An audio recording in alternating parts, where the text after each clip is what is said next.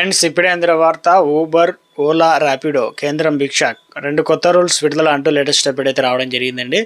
So ఆ వివరాలు ఏంటంటే కూడా వీడియోలో తెలుస్తున్నా. వీడియోని చివరి వరకు చూడండి, అర్థమవుతుంది. మరోసారి ఛానల్ వస్తే తప్పకుండా సబ్స్క్రైబ్ చేసుకోండి. చూస్తున్నారు కానీ లైక్ చేయడం మర్చిపోతున్నారు, వెంటనే లైక్ చేయండి. ప్రతి చిన్న పనికి కూడా మనకు ఏదైతే ర్యాపిడో, ఓలా, ఊబర్ లాంటివి ఇంటి వద్దకు వచ్చి డైరెక్ట్గా ఎక్కడ గమ్యస్థానో చేరుస్తూ ఉంటారు కదా. అయితే ఇప్పుడు కేంద్ర రవాణా సంస్థ రహదారుల మంత్రిత్వ శాఖ తాజాగా మోటార్ వెహికల్ అగ్రిగేటర్ గైడ్లైన్స్ అనేది 2025 సవరణ ప్రకటించిందనమాట. దీనివల్ల ఏమవుతుంది ఏంటి అని చూద్దాం.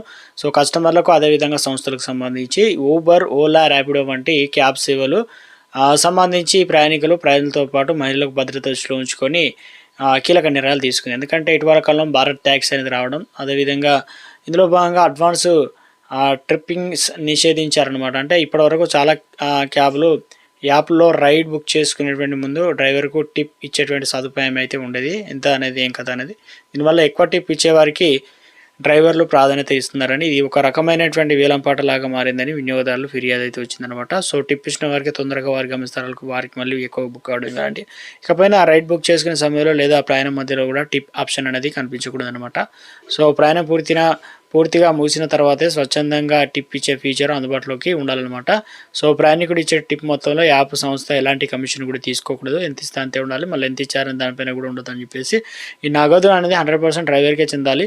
సో అలాగే మహిళల కోసం మహిళా డ్రైవర్ ఆప్షన్ను తీసుకురావాలని కూడా ఆదేశించారనమాట. మహిళా ప్రయాణికులకు సంబంధించి భద్రత, సేఫ్టీ చాలా ఇంపార్టెంట్ కాబట్టి దిశగా కేంద్రం చారిత్రాత్మక నిర్ణయం తీసుకుంది. ఇక్కడ మహిళా ప్రయాణికులకు తమ రైడ్ కోసం మహిళా డ్రైవర్ను ఎంచుకున్నటువంటి సదుపాయాన్ని యాప్లో కల్పించాలి.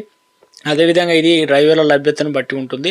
ప్రస్తుతం దేశంలో గిగ్ ఎకానమీ మహిళా డ్రైవర్ల సంఖ్య 1% కంటే ఎక్కువగా ఉన్న నేపథ్యంలో ఈ నిర్ణయం వల్ల మరిన్ని సంస్థలు మహిళా డ్రైవర్లను చేర్చుకోవడానికి ఆసక్తి చూపుతాయని చెప్పేసి అంటున్నారు. మహిళలకు సంబంధించి కూడా ఎక్కువ ప్రాధాన్యత ఇవ్వడం, క్యాబ్ డ్రైవర్లు ఇవన్నీ కూడా ఇవ్వడానికి, సురక్షితమైన ప్రయాణం కోసం మరిన్ని ఫీచర్లు, ట్రిప్పింగ్, అదేవిధంగా పేరుతో ప్రయాణికులు తప్పుదోవ పట్టించేలా లేదా ఒత్తిడి గురి చేసేలా యాప్లు వివరిస్తే కనుక అవి వినియోగదారుల రక్షణ చట్టం 2019 ప్రకారం చర్యలకు గురవుతాయి. ఈ సవరణకు తక్షణమే అమలు చేయాలని అన్ని రాష్ట్రాలు, అదేవిధంగా కేంద్ర ప్రాంతాలు భారతదేశం మొత్తం కూడా కేంద్రం ఆదేశాలు జారీ చేసింది. Central consumer protection authority CCPA మే 2025 ఈ అడ్వాన్స్ టిప్పింగ్ పద్ధతిని అన్యాయమైనటువంటి వ్యాపార విధానంగా గుర్తించింది.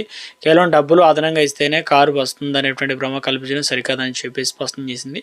ఈ క్రమంలోనే తాజాగా కేంద్ర మంత్రిత్వ శాఖ గైడ్లైన్స్లో మార్పు చేసింది. ఈ నిర్ణయాల వల్ల సామాన్యులకే తక్కువ ధరలో క్యాబ్ సేవలు అందించడమే కాకుండా రాత్రి సమయంలో ఇక్కడ వచ్చేసి మనకు మహిళలకు మరింత సేఫ్టీ అనేది లభించబోతున్నట్లు, ఇవన్నీ కూడా కొత్త రూల్స్, కొత్త మార్పు.